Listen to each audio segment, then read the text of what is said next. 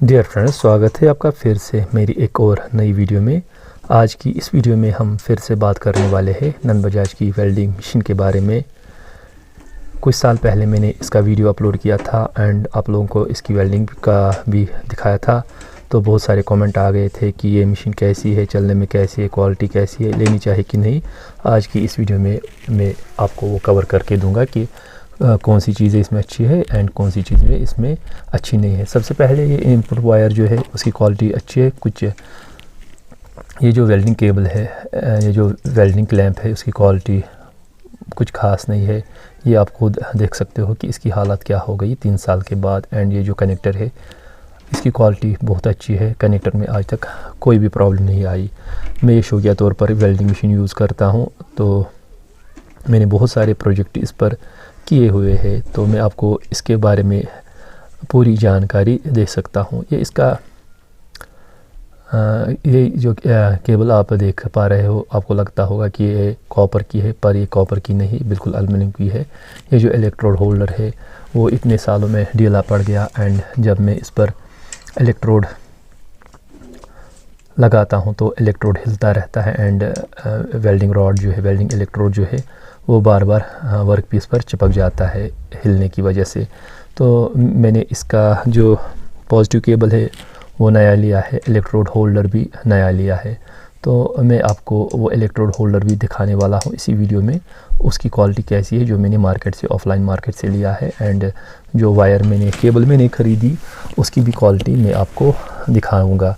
तो दो चीज़ें इसमें सही नहीं थी, एक तो केबल्स और एक तो होल्डर्स, चाहे अर्थ क्लैंप हो चाहे इलेक्ट्रोड होल्डर हो, उन दोनों की क्वालिटी कुछ खास नहीं। ये मैंने केबल लाई मार्केट से जो 25 स्क्वायर mm की है, वो 1 मीटर 180 में मुझे पड़ा था ऑनलाइन मार्केट से।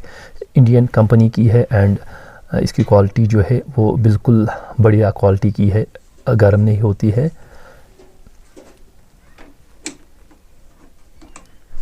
तो जब मैंने इसका वीडियो कुछ साल पहले चढ़ाया था तो मैंने आपको इसका इनसाइड वाला हिस्सा भी दिखाया था एंड उसमें मैंने आपको बताया था कि ये, एंड दिखाया भी था कि ये मशीन जो है ये 5 कार्ड की मशीन है। ये जो मैंने इलेक्ट्रोड होल्डर ख़रीदा है 180 का, आप देख सकते हो कि इसकी क्वालिटी कैसी है। ये वेल्डिंग रॉड यानी कि होल्डर इलेक्ट्रोड को बहुत अच्छे से पकड़ता है, ढीला नहीं हो जाता है इसमें, पर साइज़ में बड़ा है तो थोड़ा बहुत एडजस्ट करना पड़ता है। क्योंकि मैं छोटा वाला इलेक्ट्रोड होल्डर यूज़ कर रहा था, अब अचानक मुझे बड़ा इलेक्ट्रोड होल्डर यूज़ करना पड़ता है तो फ़र्क आ जाती है। तो मैं क्या कह रहा था आपको कि 3 साल पहले जब मैंने इसका वीडियो चलाया था तो मैंने उसके बारे में आपको इसका इनसाइड भी दिखाया था। इसमें 5 कार्ड लगे हैं एंड 4 IGBTs है एंड 4 कैपेसिटर्स है इसकी। एंड कार्ड्स की क्वालिटी जो थी वो बहुत अच्छी है, कार्ड्स की क्वालिटी, एंड तब से चल रही थी। तब से मशीन अब तक कोई प्रॉब्लम नहीं आई। 3 साल हो गए, 2.5 साल हो गए, 2.5 या 3 साल अराउंड हो गए, तब से मशीन में कोई प्रॉब्लम नहीं आई। तो मशीन की क्वालिटी जो है वो बहुत बढ़िया है। मैंने आपको बताया था कि मैं ये शौकिया तौर पर मैंने ये मशीन लाई थी एंड मैं इससे कुछ छोटे मोटे प्रोजेक्ट करता हूँ, तो मुझे आज तक कोई भी प्रॉब्लम नहीं हुई इसमें वेल्डिंग करने से। इसको यूज़ करना भी बहुत ईजी है एंड इसका जो डिस्प्ले है वो भी मैं दिखाऊंगा कि इसमें क्या ख़ास बात है। सेमी ऑटोमेटिक ये मशीन क्यों है, सेमी ऑटोमेटिक डिस्प्ले इसका क्यों है, तो उसके बारे में भी आपको बात करूंगा इस वीडियो में। जब मैंने इसका वीडियो अपलोड किया था उस टाइम मैंने आपको बताया था कि, दिखाया था कि वेल्डिंग मोटे आयरन पर इसकी वेल्डिंग दिखाई, चेक करवाई थी तो वेल्डिंग बहुत अच्छी निकल के आ गई थी। मोटे आयरन पर वेल्डिंग करना बहुत ईजी है। तो इस वीडियो में आपको पतले आयरन पर, पतले से पतले आयरन पर वेल्डिंग करके दिखाने वाला हूँ। तो सबसे पहले, वेल्डिंग से पहले मैं आपको इसकी सेटिंग के बारे में कुछ जानकारी देना चाहता हूँ, इसके डिस्प्ले के बारे में। ये जो इसका डिस्प्ले है, चलो मैं पहले मशीन को ऑन करता हूँ, फिर आपको अच्छे से समझ आएगा कि इसके डिस्प्ले में जो खुसूसियत है, जो अच्छी बात है वो क्या है। तो जो भी वेल्डिंग मशीन होती है, जब आप इलेक्ट्रोड चेंज करते हो, यानी आप अगर 12 नंबर इलेक्ट्रोड लगाते हो या 10 नंबर इलेक्ट्रोड लगाते हो या 8 नंबर इलेक्ट्रोड लगाते हो, आपको बार बार करंट चेंज करनी पड़ती है। पर इस मशीन में ऐसा नहीं है। इस मशीन में 3 प्रीसेट सेटिंग दी गई है 3 इलेक्ट्रोड के लिए। एक तो 8 नंबर के लिए, एक तो 10 नंबर के लिए, एक तो 12 नंबर के लिए। पर आप 8 नंबर इलेक्ट्रोड ना इसमें चलाए क्योंकि 8 नंबर इलेक्ट्रोड बहुत मोटा होता है, उससे मशीन में प्रॉब्लम आ सकती है, मशीन ओवरलोड हो सकती है। मैंने कभी चेक नहीं किया, ना ही आपको कभी उसकी ज़रूरत पड़ेगी। जो मैं आपको दिखा रहा हूँ अभी, ये बटन आपको प्रेस करना है तो ये 10 नंबर के इलेक्ट्रोड पर खुद ही सिलेक्ट हो जाएगी। इसका करंट जो रहेगा वो 120 आएगा। फिर से मैं इसको प्रेस करता हूँ तो ये 8 नंबर के इलेक्ट्रोड पर खुद ही सेट हो जाएगी। इसका जो वेल्डिंग करंट रहेगा वो 150 एम्पियर्स का रहेगा। फिर से मैं अगर एक और बार दबाता हूँ तो इसका इलेक्ट्रोड 12 नंबर के इलेक्ट्रोड पर सेटिंग हो जाएगी। तो साइड में जो नॉब है उसे आप करंट बढ़ा सकते हो एंड घटा सकते हो। आप मैक्सिमम इसमें करंट ले सकते हो 275 एम्पियर्स एंड मिनिमम 20 एम्पियर्स की। तो अगर आप जो ये नॉब है इसको प्रेस करते हो तो आपको हॉट स्टार्ट की फंक्शन शो हो जाएगी। मैं फिर से करता हूँ, ये देखिए हॉट स्टार्ट की फंक्शन शुरू हो गई, शो हो गई। तो हॉट स्टार्ट को आप 0 से लेकर 100 तक कर सकते हो एंड 100 से घटाकर 0 तक फिर से ले आ सकते हो।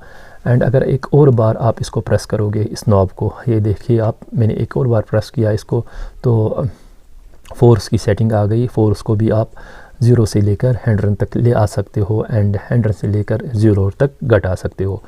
ये ऊपर दिए गए कुछ इंडिकेटर है, मैंने आपको पहले बताया था ये सिंगल एंड डबल फेज़ की मशीन है। तो मैं अभी सिंगल फेज़ के वोल्टेज पर चला रहा हूँ। 200 वोल्टेज होना चाहिए, 180 होना चाहिए तो वेल्डिंग अच्छी हो जाएगी। अगर 200 या 220 वोल्टेज होगा तो वेल्डिंग बहुत ही बढ़िया हो जाएगी। ये जो स्क्वायर आयरन है, मैं इसकी सबसे पहले आपको इसकी थिकनेस चेक करवाता हूँ। इसकी जो थिकनेस है वो 1 mm की 1.09 mm की थिकनेस है। तो इसमें वेल्डिंग करना सबसे मुश्किल हो जाती है। तो इसको वेल्डिंग करके मैं आपको दिखाता हूँ एंड ये भी बताता हूँ कि आपको करंट कितनी रखनी होगी इसको वेल्डिंग करने के टाइम। एंड इसका जो आर्क फोर्स या इसका जो हॉट स्टार्ट फंक्शन उसको कितने परसेंटेज तक आपको ले जाना पड़ेगा। तो आप फिर से चेक कीजिए, मैं आपको दिखाता हूँ। एंड दूसरा जो स्क्वायर आयरन है वो 1.35 mm का स्क्वायर आयरन है, उसको भी मैं आपको वेल्डिंग करके दिखाने वाला हूँ इसी वीडियो में। तो सबसे पहले मैं लेता हूँ 1.0 mm का जो वेल्डिंग है, मैं उसमें वेल्डिंग करता हूँ। मैंने करंट रखी है 80 एम्पियर्स एंड आप देख सकते हो जो ही मैं 80 एम्पियर्स पर इसकी वेल्डिंग करना चाहता हूँ तो इस आयरन में होल पड़ जाता है, यानी करंट 80 एम्पियर्स इसके लिए बहुत ज़्यादा करंट है।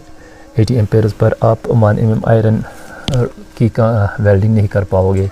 अगर आप करना चाहोगे तो इसमें सुराख पड़ जाएगा एंड आपका वर्क पीस बिल्कुल बेकार हो जाएगा। तो मैं इस करंट को घटाते हुए 60 एम्पियर्स तक ले आता हूँ। करंट को मैं घटाता हूँ 60 एम्पियर्स पर। ये जो arc force and hot start है उसको मैं 28-29 पर रखता हूँ। फिर देखिए वेल्डिंग कितनी अच्छे से हो जाती है। ये देखिए 60 एम्पियर्स पर इसकी वेल्डिंग जो है वो बहुत ही अच्छी आ जाती है। वोल्टेज जो है मेरे घर का वोल्टेज जो है वो 200 से लेकर 220 तक है। तो आपका इनपुट जो वोल्टेज आ रहा है घर में वो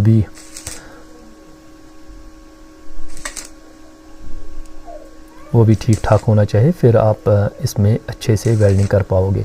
देखिए कितनी अच्छी वेल्डिंग हो रही है। 1.0 mm की जो स्क्वायर आयरन है उसमें कैसे वेल्डिंग हो रही है।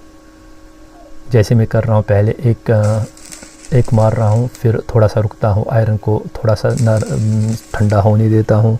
ठंडा होने के बाद फिर एक और टांका मारता हूँ जिससे वेल्डिंग हो जाएगी। अगर आप कंटिन्यू इसी पर रखोगे तो आपका जो वर्क पीस है वो पिघल जाएगा, उसमें होल पड़ जाएगा एंड आपका जो काम है वो बढ़ जाएगा। ये मैंने इस पर वेल्डिंग करके दिखाई। मेरा जो भी प्रोजेक्ट बनता है, ख़ासकर मैंने टूल जो बनाया, गेट बनाया था, उसका मैंने इसी स्क्वायर आयरन पर इसकी